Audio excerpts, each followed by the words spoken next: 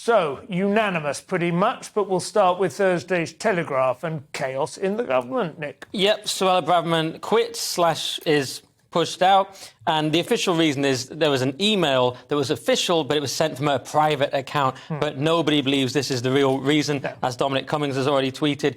It's either the blob in the part of the blob coup, or it's differences with Liz Truss, or both at this point, because obviously Suella had differed with Liz Truss over things like immigration, and she was quite vocal about that. But, of course, we've got this blob takeover with Hunt, and Suella Braverman put in this resignation letter that was a kind of masterpiece of passive aggression. It was really all aimed at Liz Truss, one felt. She said, pretending we haven't made mistakes, carrying on as if everyone can't see we have made them, and hoping that things will magically come right is not serious politics. I have made a mistake. I accept responsibility. I resign. It was almost like an instruction manual for what Truss should do. See how to do it, Yeah, good use of semicolons there, and so that's where we're at with that. You don't think the mistake she made refers to that email that she sent from her phone? Because, as you say, that is, the Dominic Cummings tweet, but others have made clear that's an everyday occurrance, right? You're sort of like, are we still talking about the email, Suella? She's saying it's the email mistake, but is she really saying that? She's broadening the picture. And she also made reference to manifesto promises that they've broken. And she's saying, look, can we really carry on like this? So she's just sort of holding the line, saying we were elected on certain things, including reducing immigration. You completely abandon all that, and it's a mess, and, you're a disaster. It Goodbye. seems to me, if she has been pushed out by Truss, that's incredibly bad timing, because it simply adds to the sense that the whole thing is chaotic, as every single paper has said. But if it wasn't that, then I don't quite understand why... Well, and it's weird for them to be disagreeing this soon into her appointment as Home Secretary. But they do fundamentally disagree on immigration. It might be that Truss has had to say, like, look, we're going to need a lot more immigration to kickstart the economy, because she's not allowed to pursue this low-tax, high-growth plan for Britain. So they're going to have to increase the economy somehow. The number of people that they can tax. Basically, voters will have no option for a party that will have sustainable, lower immigration, because the Tories are going to have high immigration because it provides a sort of shot in the arm, sort of steroids for the economy. Even though it's got long-term side effects, it provides that instant growth. And Labour want it because a lot of immigrants will vote Labour. So either way, you're getting a lot of immigration. But what this means for democracy, this is like a coup.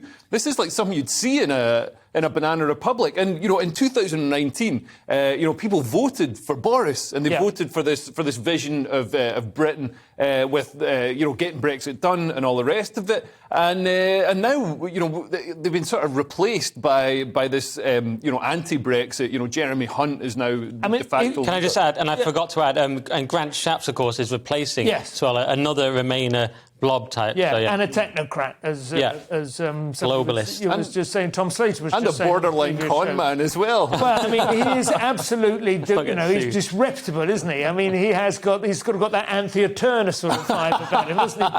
But I also think, what we're seeing here is another manifestation of the same problem that's been at play since Brexit. Maybe it was brought into the light more by Brexit. Maybe it's been there for a very long time, which is that Parliament is detached from almost every other metric of opinion in the country. When you have Brexit, you had a majority for Brexit, a huge majority for Remain within Parliament, in every party, in Labour and in the Tories, and obviously in the SNP. Huge majority for Remain. Smart people who know how government works were against it. Exactly. It does seem that way. And now you have another coup. So that was the first coup. They tried to stop Brexit happening. Now you have another one, because there is a disconnect between the membership of the Tory party and the parliamentary Tory party. The parliamentary Tory party obviously wanted Sunak. They were only really even engaging with the possibility of Truss in a sort of gesture towards... Well, you've probably seen William Hague was saying we shouldn't go to the members when we're picking our new leader. No. Tobias Ellwood agreed. One Tory MP anonymously even said we should only let the members choose when we're in opposition, when it doesn't matter. Which is saying the quiet part out loud. So, there's that huge divide between the members and party. But it does seem dysfunctional that they let the members decide and then release them back into it's like, go back into that dressing room. Well, if they're not